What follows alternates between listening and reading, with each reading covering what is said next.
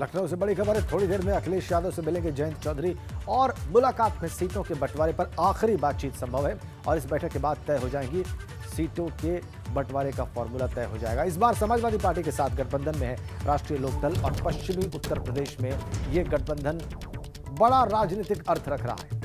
तमाम राजनीतिक पंडितों का मानना है कि इस गठबंधन के बड़े राजनीतिक मायने हैं पश्चिमी उत्तर प्रदेश में और इसीलिए सबकी निगाह इस बात पर कि सीटों का फॉर्मूला क्या तय होता है, सीट शेयरिंग का क्या समझौता होता है, कितनी सीटों पर राष्ट्रीय लोकदल चुनाव लड़ती है, कितनी सीटें समाजवादी पार्टी देने के लिए तैयार होती है और वो कौन सी सीटें होती हैं। इस मुलाकात पर सबकी निगाहें। थोड़ी देर में मुलाकात संभव और दोनों नेता ही आपस में बैठकर ये तय करेंगे कि सीट शेयरिंग का फॉर्मूला क्या होगा। अनुभव शुक्ला हमारे साथ जुड़ गए हैं। अनुभव, कब ये मुलाकात शुरू होगी, क्योंकि बहुत प्रतीक्षित है और सबकी निगाहें इस मुलाकात पर है। कब और कहां ये मुलाकात होगी?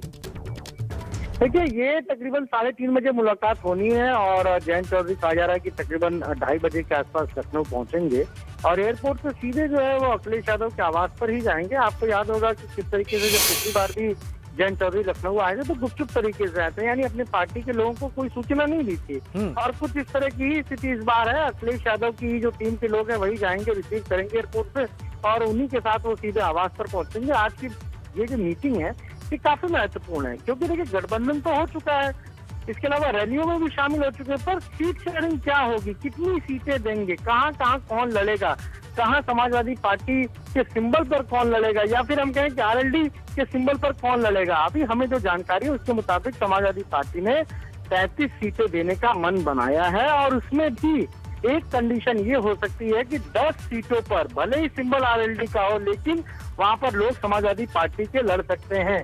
तो इन्हीं सारी चीजों को फाइनल करने के लिए गठबंधन में सीटों का क्या फॉर्मूला होगा, कैसे सीटें दी जाएंगी, कितनी सीटें दी जाएंगी, इस पर चर्चा करने के लिए जयंत चौधरी आज आ रहे हैं, लखनऊ आ रहे हैं और अखिलेश यादव के आवास पर उनकी ये मुलाकात होगी।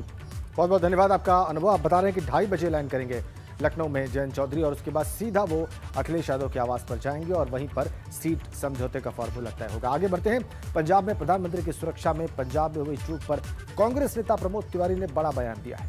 प्रमोद तिवारी ने सुरक्षा में चूक का ठीकरा एसपीजी के सिर फोड़ते हुए कहा कि क्यों वो 90 किलोमीटर तक प्रधानमंत्री को सड़क मार्ग से लेकर जा रही थी। लोकल पुलिस क्लियरेंस के लिए एसपीजी के आदेश मानती है और साथ साथ प्रधानमंत्री के दिल्ली वापस लौटने पर दिए बयान को प्रधानमंत्री कि वापस लौटने का जो बयान था उसको प्रमोद तिवारी ने ड्रामा करार दिया है।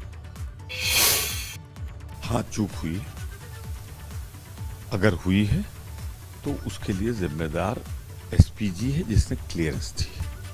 हम तो 5 एसपीजी प्रोटेक्टी के साथ कांग्रेस में रहे हैं, मनमोहन सिंह जी, नरसिंह राव जी, सोनिया गांधी, प्रियंका गांधी, राहुल गांधी। स्थानीय प्रशासन पर जब तक एसपीजी का क्लियरेंस नहीं होता तब तक वो कुछ नहीं कर सकते। सल्यूट करता हूं मैं प्रियंका गांधी को, अपनी नेता को, जिन्होंने कांग्रेस की परंपरा कायम रखी कि राष्ट्रहित सर्वोच्च, पार्टी का हित उसके बाद, और उन्होंने कोरोना जो कई 100 गुना बढ़ रहा है उसको देखते हुए बड़ी रैलियां स्थगित की। अब बारी है दूसरे दलों की अनुसरण करने की, जो प्रियंका गांधी ने कदम उठाया है। वर्चुअल रैली कर सकते हैं, तमाम चीजें हैं जिनके द्वारा हम संवाद कर सकते हैं और करेंगे। मांगे कि हमने सरकारी धन दिया है, आप हमारी पार्टी को वोट दो, स्वतंत्र है, पर जवाब दें महंगाई का, जवाब दें कोरोना में ऑक्सीजन की कमी से मौतों का, दवाओं से, इसका भी जवाब दें वो, और जवाब दें गंगा में तैरती हुई 3-4 हजार लाशों का, इसका भी जवाब दें।